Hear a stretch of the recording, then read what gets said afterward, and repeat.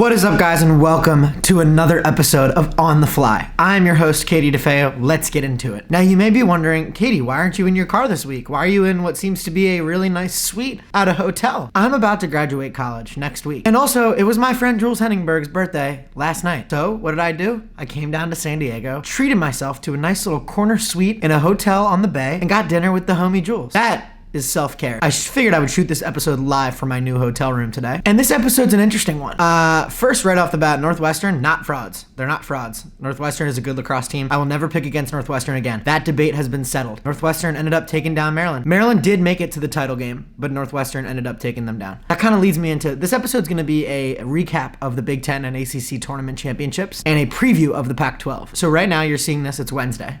Maybe it's Thursday, Friday. The Pac-12 tournament is this weekend, and they select the NCAA tournament on Sunday. So we're gonna know all the matchups for the NCAA tournament on Sunday. Myself and the pros are gonna have a very special pick'em edition, maybe a little bracket challenge for the tournament that starts next week. Stay tuned to Unleashed for the NCAA tournament. We are going to absolutely crush it. We are going to absolutely have a lot of fun stuff for you guys to watch and consume and read and even learn. So yes, as I said, unfortunately, Northwestern, not frauds. They beat Maryland in the championship game fair and square. All season long, I've been picking against Northwestern. Last week, I gave them their first shred of respect that I've ever given them, where I said that they were only gonna lose in overtime. They didn't lose. They don't lose. I'm sorry, Northwestern. This is my public apology to the Northwestern women's lacrosse team. I'm sorry. Not really a shock that Northwestern was the best team in the Big Ten. They ran away with the tournament championship. They've put together a solid body of work this year, and they're gonna be a top 3 seed in the NCAA tournament, as they should. Now, we move on to the ACC. The ACC was stacked. Very, very, very loaded conference this year. They've got a ton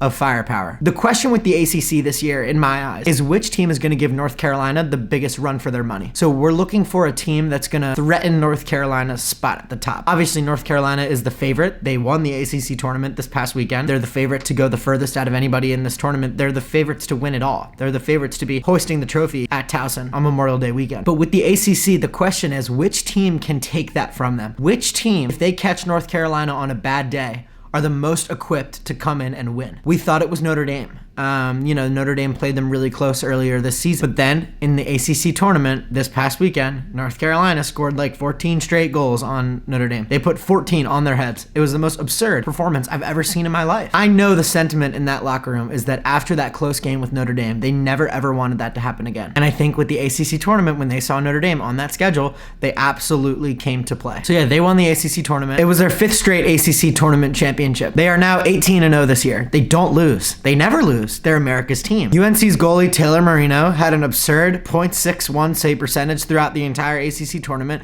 Absolutely ridiculous, thinking that somebody's going to go over 50% when they're playing the best teams in the country in that short of a window. I tweeted about it. Goalies get some love finally. Taylor Marino, MVP of the tournament, as she should. And it's almost like UNC, they play teams close at the beginning of their games. They it's like, okay, they're kind of feeling them out. It's close at the beginning. The other team is like, oh, we have a chance. And then they just flip a switch and it's over. It's over before it even started. The matchup in the semifinals to see who would play UNC in the championship was Syracuse and Boston College, and they produced almost an instant classic of a game. Syracuse beat BC 19-17. I think Syracuse and BC are the two teams that are best equipped to beat North Carolina. If North Carolina sees Cuse or BC in the NCAA championship, that's a matchup that I think is going to be a good one. I think that those two teams are very well equipped to play UNC. You got to remember, the ACC tournament, it's great. If you lose, you're still going to make the tournament if you're like a top 25 team. So it's almost like a little learning experience, a little vibe out, see what the deal is, and then you kind of dial it back in, have a week of practice, and then now you're getting ready for the tournament. I don't want to get too ahead of myself. I'll do a whole tournament predictions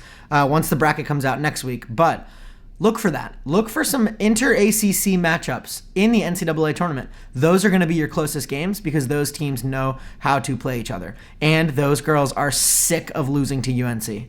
And the UNC girls do not want to lose. They never lose. They're America's team. Now we look ahead to this weekend, the Pac-12 tournament.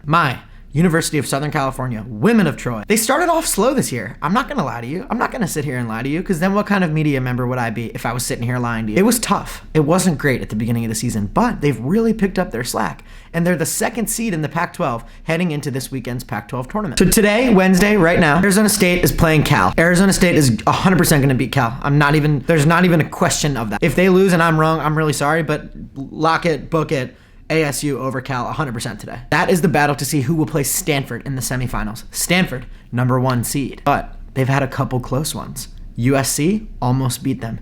Arizona State almost beat them. So tomorrow in the semis, you have USC versus Colorado, and what I think will be Arizona State versus Stanford. I love Arizona State. At one point, I called Arizona State America's team, and I think they are. But for the sake of a rematch in the tournament championship, I'm going to go with Stanford tomorrow, and I'm going to go with USC. And ladies and gentlemen, boys and girls, we're going to get that first Stanford-USC matchup that we deserved. You got to remember, they were supposed to play earlier in the season, but because of Coco, there was no game. They've only played once, and it was a classic. Senior Day, USC, McAllister Field, Los Angeles, California.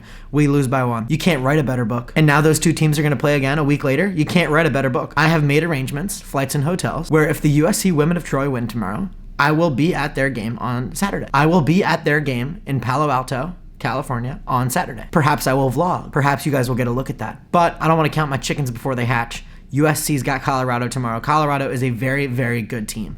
Colorado has beaten USC this year. Colorado has been a thorn in the side of USC in the past. So I'm not going to say anything. I'm not going to talk about my amazing hotel that I have in Palo Alto. I'm not going to talk about all the things I'm excited to do with my friends who also quit this weekend in Palo Alto and Stanford, like the Buena Vista Cafe. I'm not going to talk about any of it. Colorado, USC tomorrow. I got USC. Arizona State, Stanford tomorrow. I got Stanford. We got a matchup for the ages in the conference championship to see who will reign victorious and who will go into the NCAA tournament with an automatic bid. Ladies and gentlemen, as you are watching the selection show this weekend, be thankful that we have a season at all. There have been tons of obstacles this year that all started with Coco, the coronavirus. Let's not focus on that. Let's be thankful that we've had this season. Let's be thankful for all the medical personnel at all of these schools who are working tirelessly to put systems in place to protect our players. And let's be thankful that we are going to have a women's lacrosse NCAA tournament for the first time in 2 years. Thank you very much.